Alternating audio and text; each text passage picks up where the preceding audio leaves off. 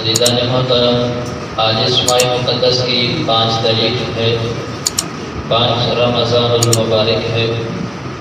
یہ برکتوں اور رحمتوں والا مہینہ لمحہ بہ لمحہ اپنے اختتام کی طرف گامزن ہے۔ کل ہم نے شان اماں فاطمۃ الزہرا سلام اللہ علیہا کے بارے میں چند باتیں کی تھی۔ آج انشاءاللہ عظمت قرآن کے حوالے سے چند باتیں کریں گے۔ حق تعالیٰ شانہ سے دعا ہے کہ حق سچ بیان کرنے کی توفیق عطا فرمائے، اور اللہ تعالیٰ ہم سب کو سننے اور سنانے کے بعد اس پر عمل کرنے کی توفیق عطا فرمائے۔ عزیزان محترم، حق تعالیٰ شانہ نے جو کچھ بھی اس کائنات کے اندر پیدا فرمایا وہ ساری کی ساری مخلوق ہے، چاہے وہ زمینی ہو یا آسمانی ہو۔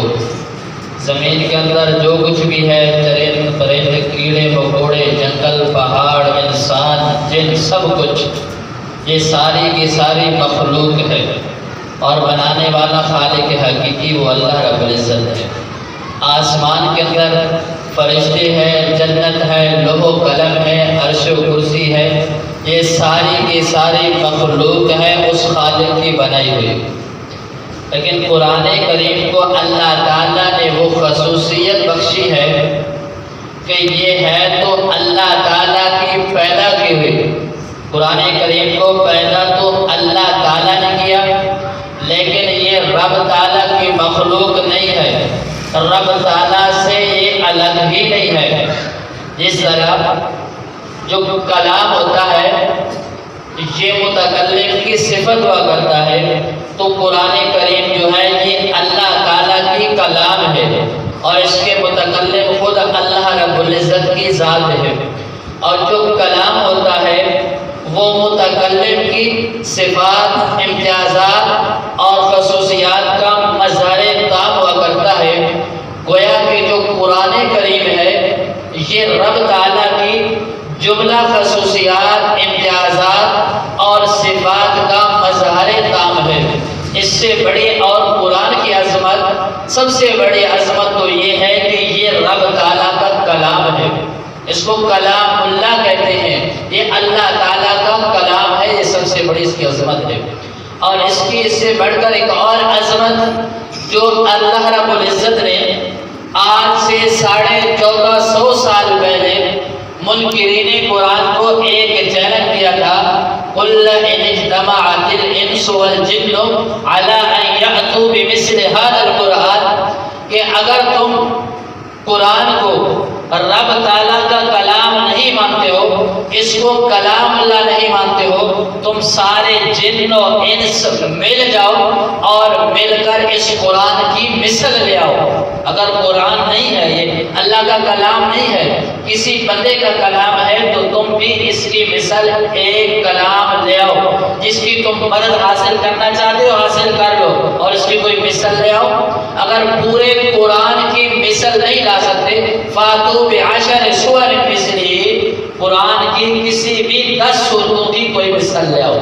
1450 سال گزر گئے، بڑے سے بڑے ادیب گزر گئے، بڑے سے بڑے شاعر گزر گئے، قرآن کی ایک سورت بلکہ قرآن کی ایک آیت کی مثل بھی کوئی نہیں لا سکا۔ یہ قرآن کی عظمت ہے، یہ قرآن کی شان ہے۔ پھر اللہ تعالیٰ نے فرمایا ذَلِكَ الْكِتَابُ لَا رَيْبَ فِيهِ، کہ یہ قرآن وہ مقدس کتاب ہے جس کے اندر شک کی گنجائش ہی نہیں ہے، جس کے اندر شک کی ذرے کے برابر کوئی گنجائش ہی نہیں ہے۔ یہ تو ہے قرآن کی عظمت۔ اب جو اپنی نسبت کو قرآن کے ساتھ قائم کرے گا، اللہ تعالیٰ اس کو کیا مقام عطا فرمائیں گے۔ یہ نسبت کا بڑا فرق ہوا کرتا ہے۔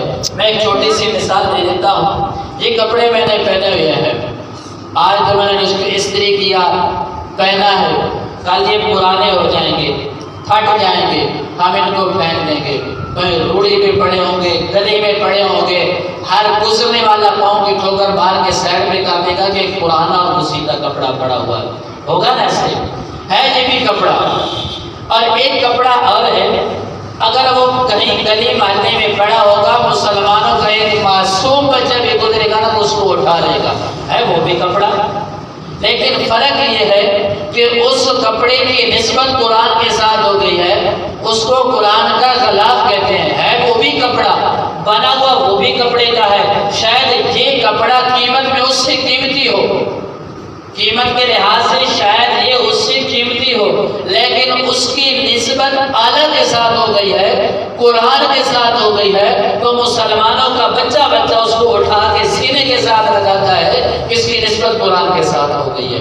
اس طرح یہ تو ایک کپڑا ہے، اور وہ بندہ جو اشرف المخلوقات ہے، انسان ہے، جس کو اللہ نے مخلوقات کا سردار بنایا، اگر وہ قرآن کے ساتھ محبت کرتا ہے، اس قرآن کو اپنے سینے کے ساتھ لگاتا ہے، تو اللہ تعالیٰ اس کو کیا مقام عطا فرمائیں گے۔ میں چند ایک اس پہ حدیث سنا دیتا ہوں۔ حدیث میں آتا ہے کہ وہ بندہ، وہ خود نہیں، جس نے اپنے بچے کو قرآن پڑھایا، جس نے اپنے بچے کو اس دنیا میں قرآن پڑھایا، قرآن کی تعلیم دی ہے، کل قیامت کا دن ہوگا، نفس و نفسی کا عالم ہوگا۔ اگر تو یہ بچے کے قرآن پڑھنے سے پہلے اس دنیا سے رخصت ہو گیا، جب بچہ الف لام میم کے الف سے شروع کرتا ہے، والناس کی سین پہ پہنچتا ہے، تو رب تعالیٰ نے وعدہ فرمایا ہے، رب تعالیٰ اس کے گناہوں پہ قلم پھیر دیتے ہیں، اس کے گناہوں کو نیکیوں میں بدل دیتے ہیں۔ اب یہ بچہ قرآن پہ عمل کرے گا، اچھے اعمال کرے گا، اس کو بھی اجر ملے گا، اس کے والدین کو بھی اجر ملے گا۔ اگر یہ اچھے عمل نہیں کرتا، یہ برے عمل کرتا ہے، تو اس کو تو گناہ ملے گا، لیکن اس کے والدین کو گناہ نہیں ملے گا، تو انہوں نے اپنا حق ادا کر دیا، اسے سیدھے راستے پہ لگا دیا، اب عمل کرنا اس کا کام ہے۔ یہ تو تھا۔ اب جب اس دنیا سے چلے گئے، قیامت برپا ہوگی، نفس و نفسی کا عالم ہے، تو ایک جماعت آئے گی، ایسی خوبصورت جماعت جن کے سر پہ سونے کے تاج ہیں، جن کے سامنے سورج کی روشنی مانگ پڑ جائے گی، تو لوگ سوال کریں گے کیا یہ انبیاء کی جماعت ہے؟ تو جواب ملے گا یہ انبیاء کی جماعت نہیں ہے، بلکہ یہ حضور علیہ السلام کے وہ امتی ہیں جنہوں نے اپنے بچوں کو قرآن کا حافظ بنایا تھا۔ اللہ تعالیٰ نے ان کو یہ مقام عطا فرمایا کہ یہ تو وہ ہے کہ جنہوں نے اپنے بچوں کو قرآن کا حافظ بنایا۔ اب ایک بندہ وہ ہے جو قرآن کا حافظ بھی نہیں ہے، اس کی اولاد بھی حافظ نہیں ہے، لیکن اسے قرآن کے ساتھ محبت ہے۔ اب یہ دیکھنا، قرآن کا حفظ کرنا یہ فرض نہیں ہے، حفظ کرنا فرض نہیں ہے، فضیلت بہت زیادہ ہے۔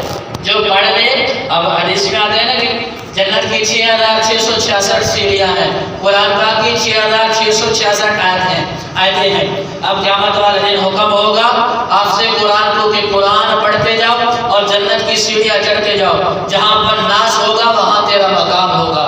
آپ سے قرآن کو سب سے اعلیٰ درجہ ملے گا، مقام بہت زیادہ ہے۔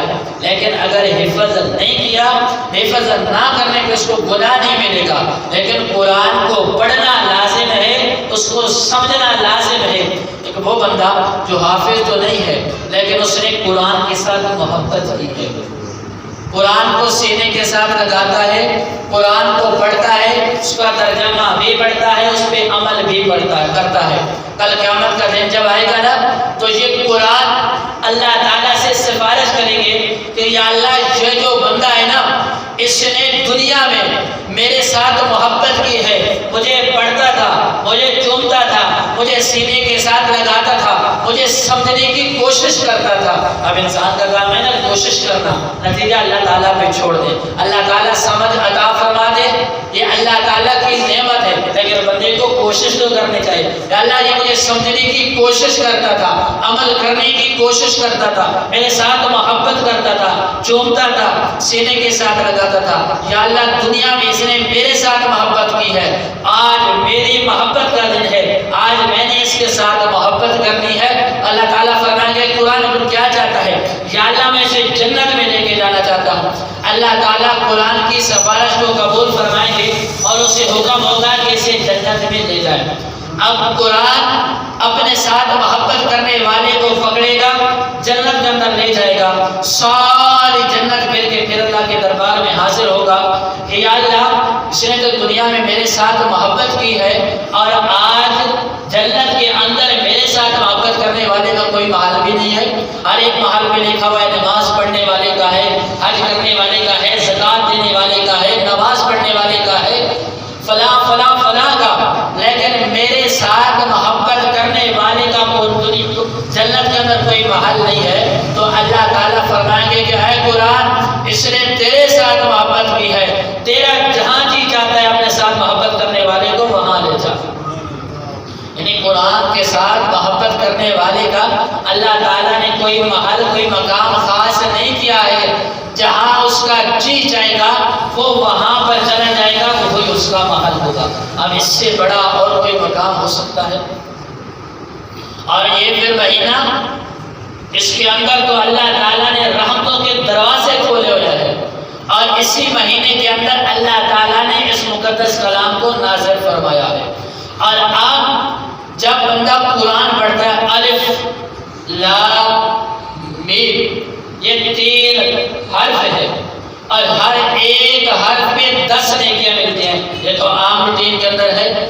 اور جب بندہ رمضان کے اندر پڑھے گا اس میں تو ہر ایک نیکی کو اللہ نے 70 گنا کر دیا ہے کہ ایک کرے گا تو 70 ملے گی, نفل پڑھے گا تو فرضوں کا ثواب ملے گا, ایک فرض پڑھتا ہے تو 70 کا ثواب ملے گا. اگر اس مقدس مہینے کے اندر کوئی قرآن کی تلاوت کرتا ہے تو کوئی آدمی نیکیاں گننا چاہے تو قرآن کی نیکیوں کو گن سکتا ہے. اور اس دن میں نے عرض کیا تھا کہ اللہ کے ہاں یہ جو ہنسوں کی تعداد ہے یہ کوئی معنی نہیں رکھتی. اللہ تعالیٰ کی رحمت ان ہنسوں کے اندر کوئی محدود نہیں ہے. وہ 10 کے بجائے 10 لاکھ عطا کر دے, 10 کروڑ عطا کر دے, 10 ارب عطا کر دے, کوئی پوچھ سکتا ہے؟ تو اللہ تعالیٰ نے اپنی رحمت کے دروازے کھولے. میرے بھائی پورا سال قرآن کے ساتھ محبت کرنی چاہیے, اور خصوصاً بالخصوص اس مہینے کے اندر جتنا وقت ملے جب وقت ملے قرآن کو پڑھے. اگر قرآن پڑھ نہیں سکتے قرآن کے اوپر انگلی پھیرتا جا, اعوذ باللہ بسم اللہ پڑھتا جا, پڑھنا تیرا کام ہے, ثواب عطا کرنا اس رب کریم کا کام ہے.